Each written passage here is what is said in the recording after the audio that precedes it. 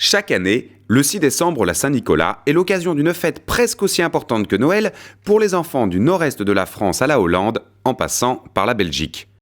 Mais qui était ce Nicolas qui fait concurrence au Père Noël dans toute une partie de l'Europe ? Saint Nicolas a vécu au IVe siècle après Jésus-Christ. C'était un évêque nommé Nicolas de Myre, né dans le sud-ouest de l'actuelle Turquie.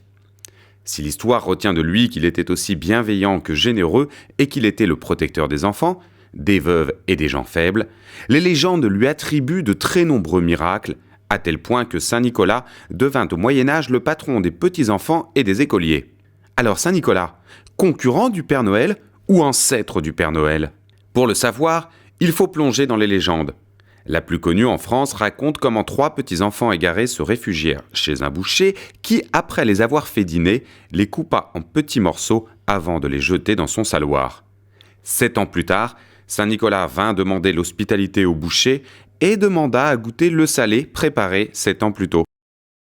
Le boucher apeuré s'enfuit et Saint Nicolas ressuscita les enfants. Une autre légende est celle de l'homme endetté qui n'avait plus d'autre solution pour survivre que de vendre ses 3 filles comme esclaves, chose qui était courante dans l'Antiquité. Lorsque Nicolas l'apprit, il alla durant 3 nuits consécutives jeter par la fenêtre suffisamment d'argent pour que le père rembourse ses dettes et pourvoie ses 3 filles d'une dot.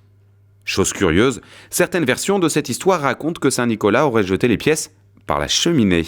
Ce qui est amusant, c'est que ces 2 légendes ont sans doute la même origine, des icônes byzantines qui racontaient comment Saint Nicolas aurait sauvé de l'exécution 3 officiers ou notaires injustement condamnés.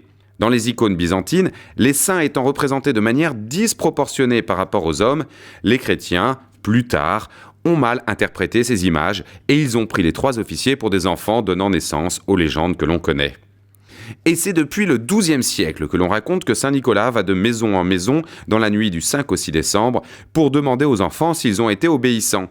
Les enfants sages reçoivent des cadeaux, tandis que les autres reçoivent une trique donnée par le compagnon de Saint Nicolas, le fameux Père Fouettard, qui serait ni plus ni moins que l'incarnation du méchant boucher. C'est ainsi que Saint Nicolas devint le patron des petits-enfants et, par extension, des écoliers. Quel rapport avec le Père Noël ? Il faut traverser l'Atlantique pour le comprendre et faire un peu de phonétique. Au XVIe siècle, la réforme protestante bannit la légende de Saint Nicolas d'une grande partie de l'Europe, sauf en Hollande. Et les Hollandais furent parmi les pionniers qui colonisèrent l'Amérique, emmenant avec eux leurs croyances, dont Saint Nicolas, qui se prononce Sinterklaas en hollandais. Sinterklaas devient rapidement Santa Claus en anglais américain, et comme vous le savez, Santa Claus est le nom du Père Noël en Amérique. En fait, il semblerait qu'au cours des décennies qui ont suivi, des chrétiens américains bien pensants aient eu l'idée de rapprocher cette fête des enfants de la naissance de l'enfant Jésus. Et voilà pourquoi le Père Noël, qui n'est qu'une vision moderne de Saint Nicolas, fait aujourd'hui sa tournée le 24 décembre. Le monde chrétien est donc divisé en 2. Ceux qui sont restés fidèles à la Saint Nicolas et ceux qui ont adopté sa version moderne, le Père Noël. Et les enfants de Lorraine sont sans doute les plus chanceux. Là-bas, on fête les 2.